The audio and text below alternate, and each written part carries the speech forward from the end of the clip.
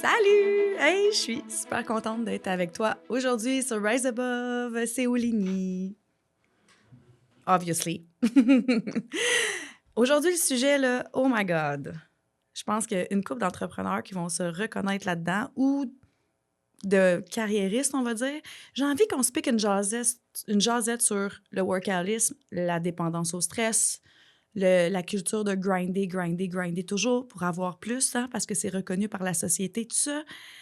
Ce genre de phénomène-là de devenir des chevaux de course, que j'appelle, tu sais, je l'ai été, je le suis de temps en temps, mais j'ai appris à me calmer parce que, avec toutes les affaires que j'ai appris, puis les notions, puis tout ce que j'ai compris, ce que ça faisait neurologiquement d'être dans ce mode-là, je peux pas faire maintenant comme si je le savais pas. Puis selon moi, quand j'ai des nouvelles connaissances sur la santé, puis que je décide de pas les appliquer, c'est un choix conscient pour être conne. C'est ça que je me dis. Que c'est comme... Tu sais, quand tu le sais, tu peux pas faire comme si tu le savais pas, OK? Mais ça, c'est par moi. C'est moi qui se trouve niaiseuse dans ce temps-là quand je l'applique pas, puis j'aime pas ça me sentir conne, fait que je m'arrange pour les appliquer. So, grinder, grinder, grinder. C'est super encouragé. Hein? Fait que grinder, pour ceux qui comprennent pas le terme en français, ça va être d'être un overachiever, qui est encore un terme en anglais. Fait que je vais le trouver en français dans pas long. Travailler toujours plus, plus, plus, plus, plus. Avec le workalisme, il est là-dedans. Fait que j'aime beaucoup dire la métaphore, la raconter du cheval de course, OK? Parce que le cheval de course, c'est impressionnant. On le trouve beau, il va vite. On tripe notre vie, il est super entraîné. Mais as-tu déjà vu, toi, un cheval de course faire un marathon avec sa vitesse de course? Non. Des chevaux de course, c'est fait pour des short runs. C'est la même chose quand tu fais un sprint. Un sprint, c'est pour une courte durée. Des sprinteurs, ils ont peut-être l'endurance, mais leur trip, c'est pas de faire un marathon en version sprint. OK?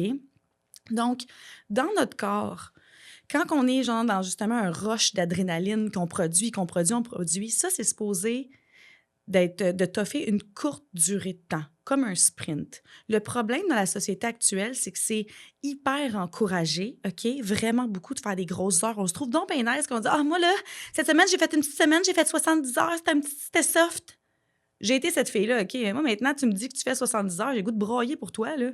Quelqu'un me dit, tu vas faire 45 heures cette semaine, j'ai le goût de broyer aussi, là. Je suis comme, 45 heures? Pourquoi je ferais ça?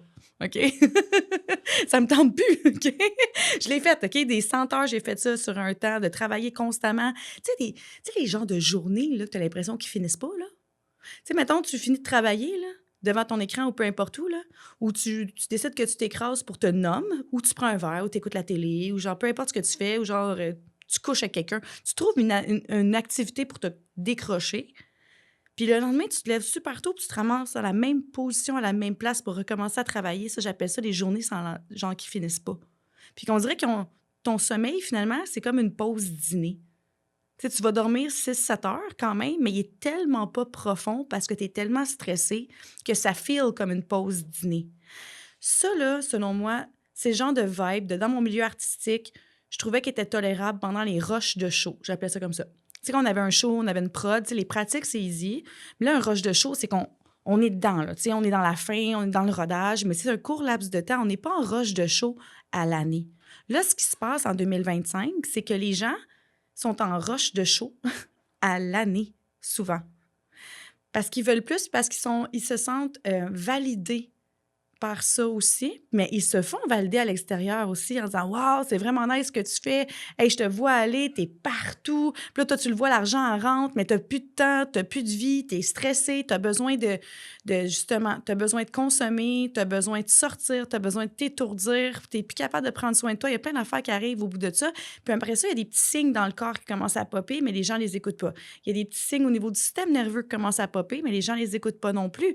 Après ça, qu'est-ce qui se passe aussi au niveau des relations autour de toi? T'en as de moins en moins. Pourquoi? Parce que tu t'isoles, puis tout est autour du travail. Ça, pose-toi une question. Si toutes tes relations commencent à être juste autour du travail, commence à te poser de sérieuses questions. OK? Ça veut dire que tu n'ouvres plus ta vie sociale à l'extérieur. Ça veut dire que le mode décrochage ne doit pas arriver vraiment souvent. OK?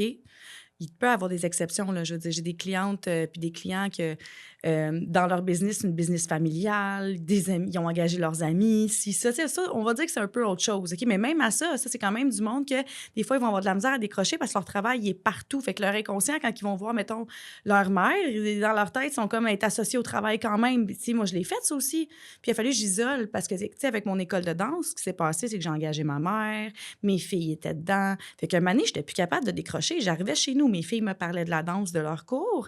La fin de semaine, j'allais voir ma mère. Ma mère me parlait de sa job qui était mon école de danse. Hey, je virais folle, j'étais plus capable. Fait qu'il a fallu que je fasse des limites par rapport à ça, tu sais. Mais pour revenir au grinding, puis le pourquoi du comment, que c'est autant valorisé de nos jours. Là, je vais t'amener un concept, OK, qui est un petit peu plus profond que juste ce que tu vois sur les social media, puis que tu veux genre un petit côté vedette ou de la petite gloire du moment, ou tu sais, tu veux faire plus d'argent. Je vais t'amener d'autres choses. L'esclavagisme, OK, à la base.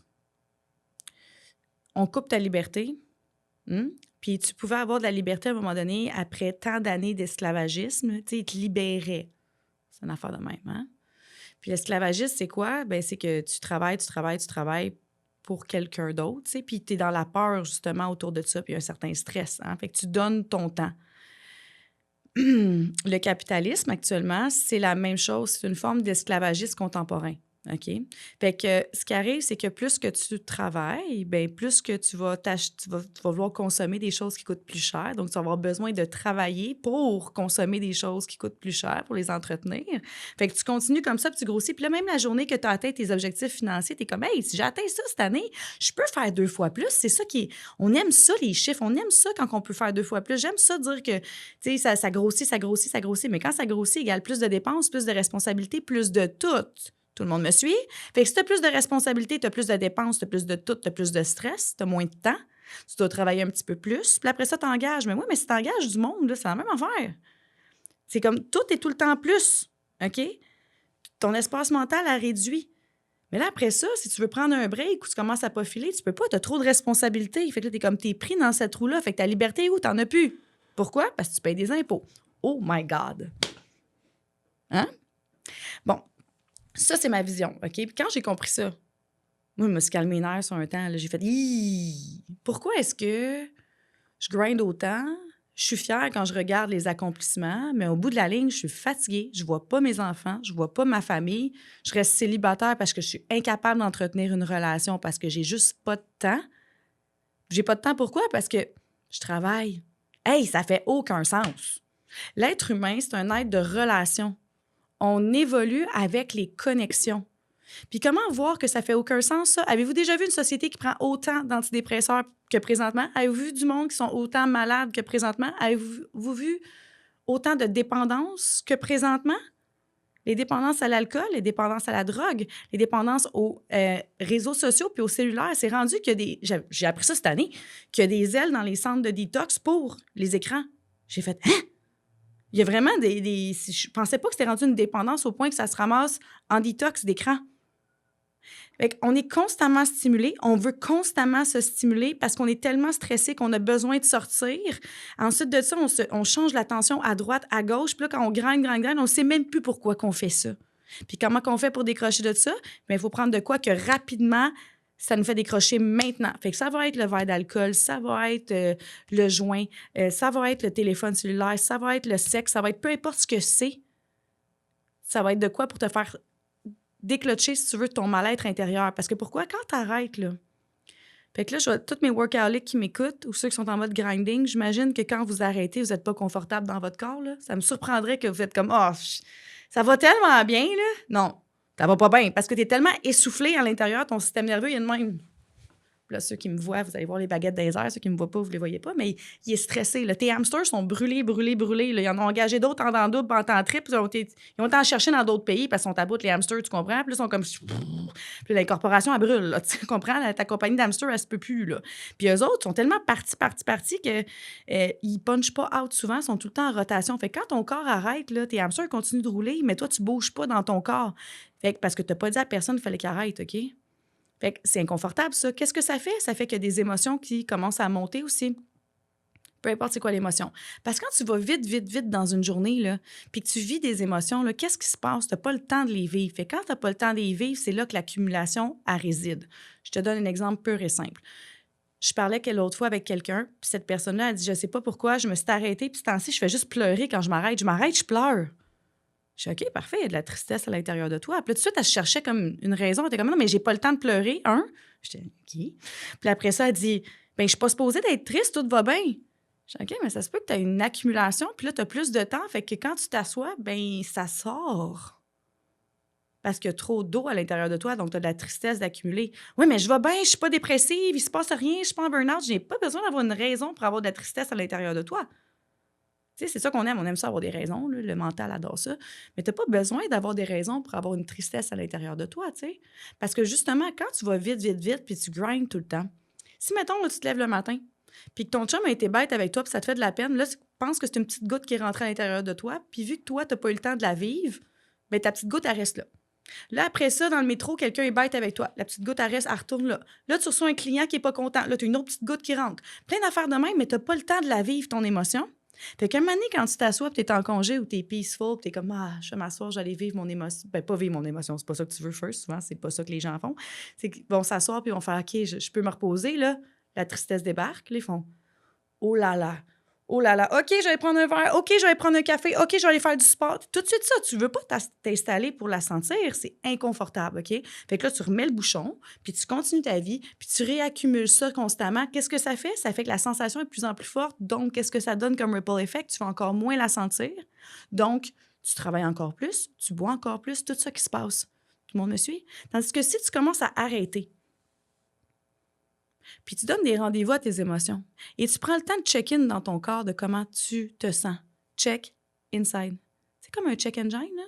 Mais là, tu vas le faire, puis tu vas checker inside. Parce qu'habituellement, là, les check engines qui allument dans ton dash, là, quand tu es dans le mode grinding, là, tu vas faire comme mon grand-père des années 70, il était écœurant, il mettait des post-it dans les autos.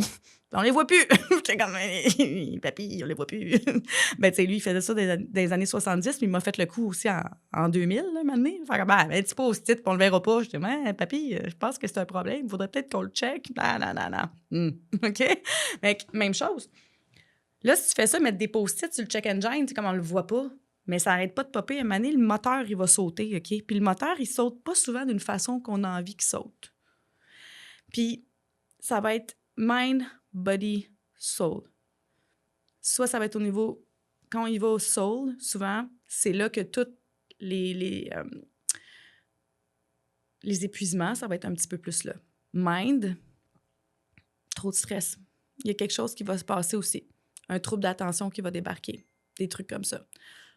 Body, tu vas être blessé, tu vas avoir mal aux hanches, tu vas avoir de quoi au niveau organique, tu vas avoir une nouvelle tension dans ton corps. Il y en a qui font beaucoup d'inflammation aussi dans ce temps-là.